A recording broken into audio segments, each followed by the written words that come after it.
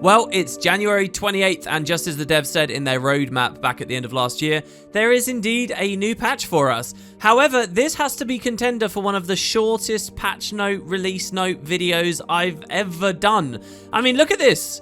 It's tiny. They really don't have much information here. We'll run through it and see what they say. Of course, that doesn't mean that the patch itself is small. Their opening segment here usually is a brief description of some of the stuff coming up, and it doesn't go into much detail at all. I'm just interested in how much less there is for general. I don't even think there's like a bug fix section for skills, which I think nearly every single patch since launch there's consistently been, as long as it's a major release. It's kind of crazy. Anyway, so we'll see what the devs have to say and just roll on from there. First of all, they say the new episode Shadow in the Eyes has been launched.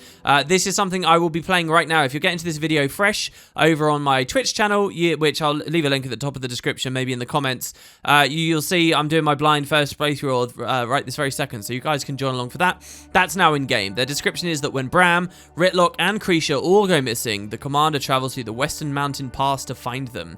Yes, the map does expand to the west, as we could kind of guess from the developer stream we talked about before. If you guys are taking ages to patch, don't forget I did do a big video about all the extra information on this release just yesterday, you can check out. On the other side lies a frozen lake steeped in Norn history and the terrifying foe that calls it home. This would be Drakkar Lake, as we visited in Guild Wars 1.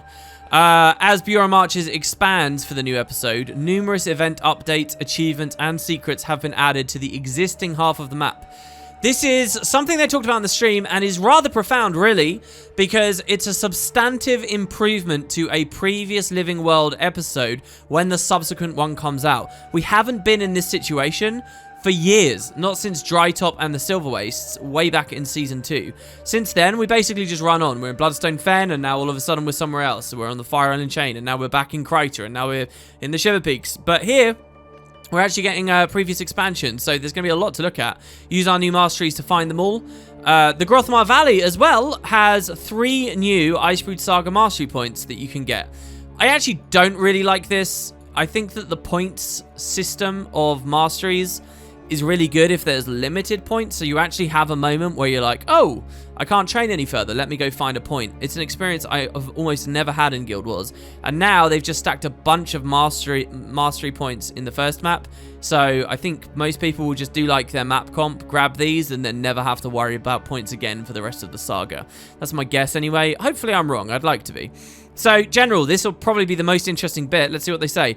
First of all, LFG, the tab now includes a Guild Plaza category to help players find new guilds and guild members. So if you want to recruit, you can dump yourself in there, and hopefully people will see you. It's funny, I did an analysis of how well the game caters to new players and some of the biggest things holding it back this week. And a lot of you in the comments, calling yourselves new players, have pointed out how hard it is to get a guild. Maybe this will help. Of course, I've got my own guild as well. You guys are welcome to join. You can do that through the Discord, which is in the description. Wow, I'm doing all the plugs today. The LFG tab's roleplay section's been renamed to role-playing. Oh, really? They wanted it to be role-playing, not role-play. Its Fountain of Rurickton category has been renamed Role-Play Party, and a new category has been added for Role-Play Squad. Or maybe I'm missing something. I thought they didn't like the sexual implication here. God, I'm a moron. The Living World and expansion categories of LFG are now sorted so that the newest content appears at the top instead of the oldest. I guess that makes sense. The last member to leave a guild will get an additional confirmation dialog box that warns the player of the deletion of the guild and its assets. This has probably been important to be in the game since Heart of Thorns. Now, there it is. And I like to see they're still looking at guildy things, even if it's not actual guild content, hey. Fixed a bug that could prevent players from receiving the Golden Firestarter achievement when they earned a gold medal in the Firecracker Lightning Adventure. Yeah, don't forget that the new update does overlap with the Lunar New Year, which is still going on, and it also had its own extra content in it with that challenge. That'll be interesting to balance the two of those. Fixed a bug that rewarded a bronze chest to players who achieved a gold rank in the Lunar New Year race. And fixed a bug that caused players to receive lower event credit than intended for destroying targets in the new Celestial Challenge. So just some bug fixes and stuff for this.